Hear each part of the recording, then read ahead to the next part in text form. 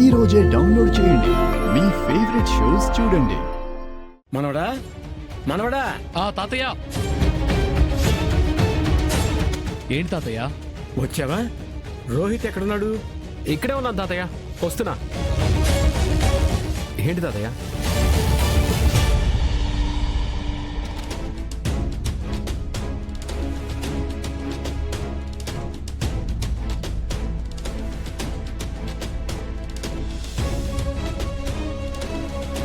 తాతయ్య, ఊర్లో అన్నదానం ఏమైనా ఉందా?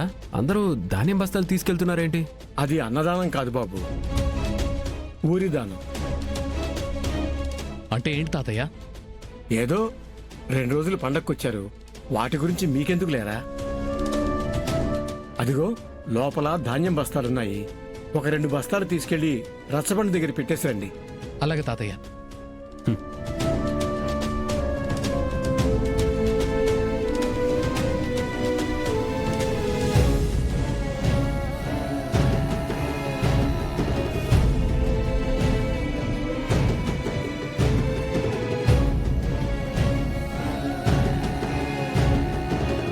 నువ్వేంట్రా ఊపుకుంటూ వచ్చావు?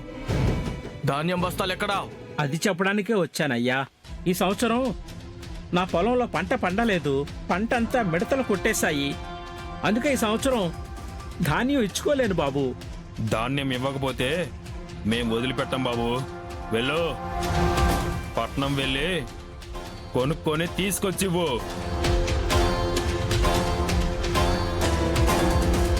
వెళ్ళు.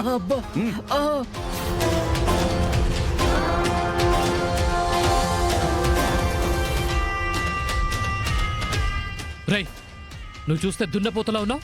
పెద్ద అయిన వయసుకైనా గౌరవం ఇవ్వాలని తెలీదా? అలా నెట్టేస్తావేంటి? ఆయన ధాన్యం ఇవ్వలేదు, అందుకే తెమ్మని నెట్టేశా.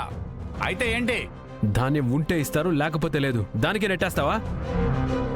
ఏంట్రా ఊరి కొత్త? మేము ఎవరో తెలుసా? నాయుడమ్మ మనుషులం. నాయుడమ్మకి పంట పండగానే ఇంటికి 2 బస్తాల చొప్పున ధాన్యం ఇవ్వాలి. ఉన్నా లేకపోయినా అది ఈ ఊరి కట్టుబాటు. వాళ్లతో గొడవ ఎందుకు బాబు? నేను ఎలాగోలా ఆ బియ్యం తీసుకొచ్చేస్తాను. మీరు ఇలా గొడవ పడ్డం మీ తాతయ్య రాఘవయ్య గారికి తెలిస్తే కంగారు పడతారు. ఏంటండి మీరు? అయినా ఇంకా మీరు ఏ కాలంలో ఉన్నారు? ఇలాంటి నియమాలు కట్టుబాట్లు రాజుల కాలంలో ఉండేవి.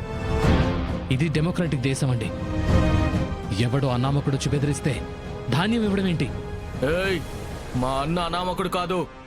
నాయుడమ్మ అంటే ఈ ఊరికే మొనగాడు. అయితే వెళ్ళి ఆ మునగాడికి చెప్పు, వాడి మొగుళ్ళు వచ్చారని.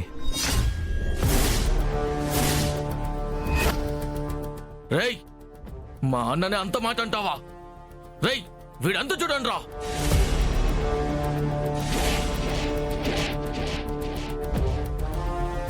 రేయ్!